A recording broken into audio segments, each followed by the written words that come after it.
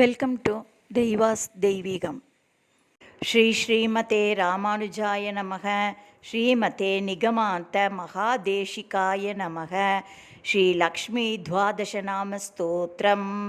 ஸ்ரீதேவி பிரதமம் நாம த்விதீயம் அமிர்தோத்பவா திருத்தீயம் கமலா புரோக்தா சதுர்த்தம் லோகசுந்தரி பஞ்சமம் விஷ்ணுபத்னி ச षष्ठं स्यात् वैष्णवी तथा सप्तमं तु वरारोहा अष्टमं हरिवल्लभा नवमं शार्ङ्गिणी प्रोक्ता दशमं देवदेविका एकादशं तु लक्ष्मी स्यात् द्वादशं श्रीहरिप्रिया द्वादशैतानि नामानि त्रिसन्ध्यं यः पठेन्नरः आयुरारोग्यमैश्वर्यं तस्य पुण्यफलप्रदं द्विमासं सर्वकार्याणि षण्मासाद्राज्यमेव च